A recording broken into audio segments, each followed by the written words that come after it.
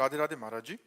महाराज जी, मैं कर्म में विश्वास रखता हूँ और आपको यूट्यूब माध्यम से 1 साल से सुन रहा हूँ। महाराज जी, मेरा प्रश्न है कि रामायण में एक बताया गया है कि कर्म प्रधान विश्व करी राखा, जो जस करहि तो तस फल चाखा, और सकल पदार्थ ही है जग माही, कर्महीन नर पावत नाही। तो महाराज जी, एक तरफ कहते हैं कि होई है सोही जो राम रचि राखा। तो केवल कर्मय तक सीमित रहना चाहते हो क्या?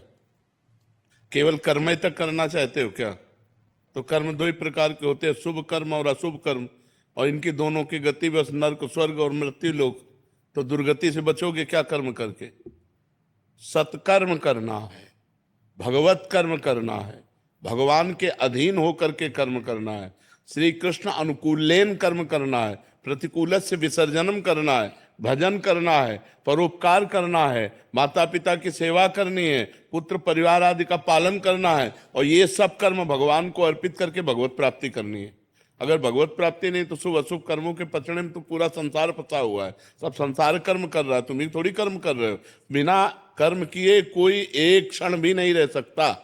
तो सब कर्म कर रहे हैं, शुभ कर्म बन रहे हैं, अशुभ कर्म बन रहे हैं। शुभ का फल सुख मिल रहा है, अशुभ का फल दुख मिल रहा है। दुख सुख की इसी पचड़े में सब फंसे हुए हैं। तो को मानो दे इसी के लिए मिला है क्या? केवल कर्म करते हुए सुख और दुख का भोग करना।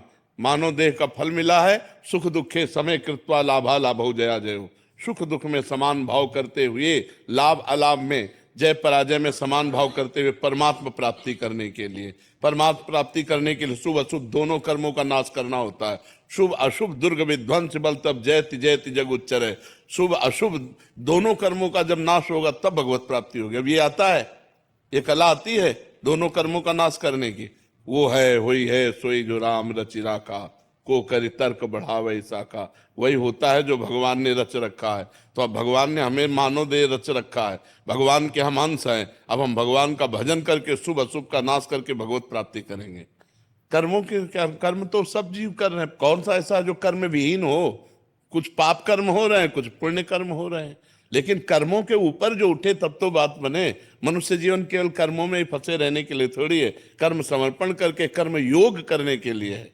कर्म योग के द्वारा भगवत प्राप्ति करो, भक्ति योग के द्वारा भगवत प्राप्ति करो, ज्ञान योग के द्वारा भगवत प्राप्ति। ये योग प्राप्त करने के लिए मानव जीवन है।